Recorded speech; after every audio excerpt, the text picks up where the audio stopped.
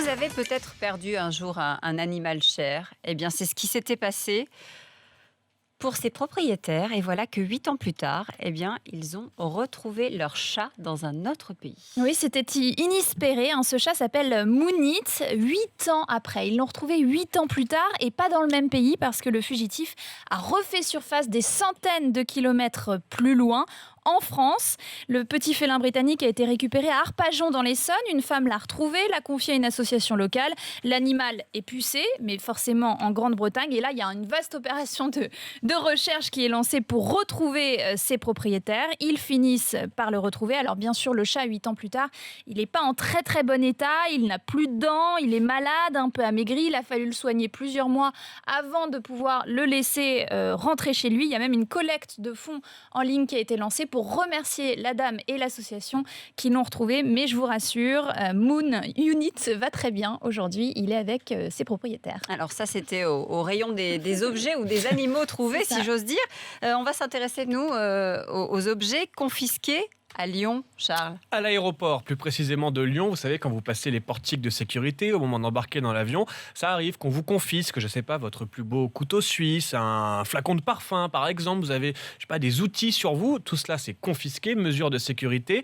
Mais les employés de l'aéroport se rendent compte qu'à chaque fois, évidemment, il y a déception, voire agressivité de la part des passagers à qui on confisque tout ça. Jusqu'à présent, tous ces objets étaient détruits, mais les employés de l'aéroport en ont eu marre, ont voulu mettre en place un service de réexpédition, et donc il faudra payer un petit peu, une dizaine d'euros. Une bonne idée ça. Vous laissez votre adresse, vous avez dû laisser un flacon de parfum, un couteau auquel vous tenez, eh bien on vous le réexpédie contre une dizaine d'euros. Pour l'instant c'est en test, mais si l'expérience est concluante, eh bien elle pourrait être généralisée dans les mois qui viennent. C'est une très très bonne initiative.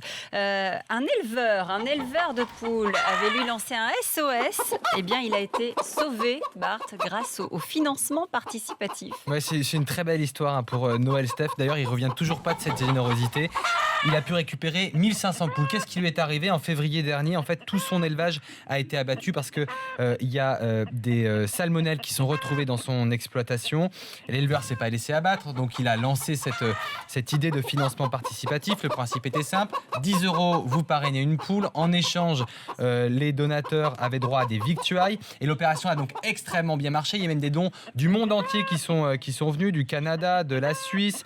Et donc, tout cet élevage a pu reprendre. Les poules ont recommencé à pondre. Il a recommencé à vendre des œufs depuis simplement quelques jours. On va parler du jus d'orange. Le jus d'orange, qui est-ce qui veut parler du jus d'orange? C'est Pauline, Oui, c'est qui là. nous donne des vitamines ce C'est l'heure matin. de se désaltérer, de prendre son petit verre de jus d'orange frais.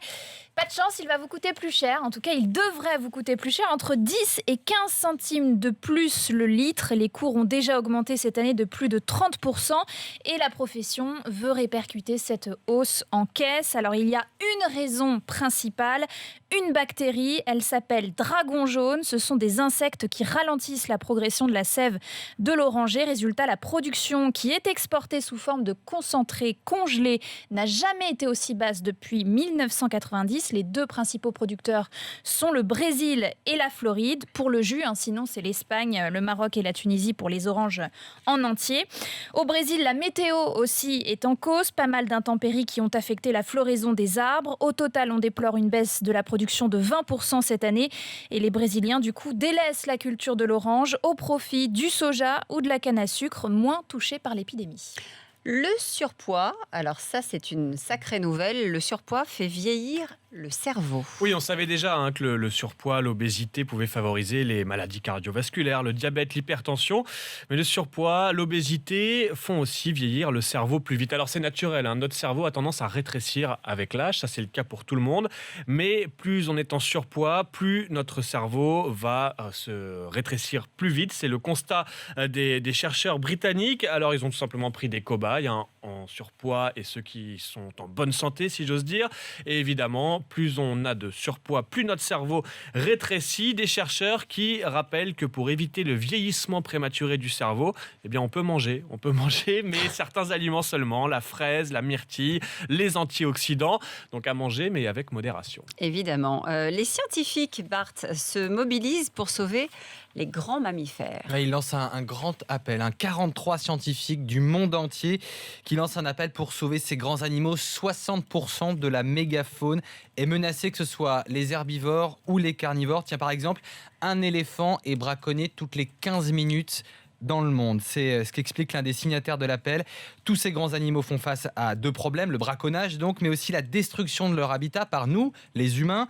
On réduit leur territoire pour développer l'agriculture, pour exploiter des mines, pour développer nos villes. Ces scientifiques expliquent que c'est une question de choix politique. Ils appellent à une prise de conscience. Parmi leurs propositions pour sauver ces espèces, ils proposent des programmes de réintroduction de spécimens. Alors forcément, on pense à l'Afrique, mais l'Europe aussi est concernée avec ces grands carnivores que sont par exemple le loup, l'ours aussi, donc ça nous concerne nous aussi, nous Européens.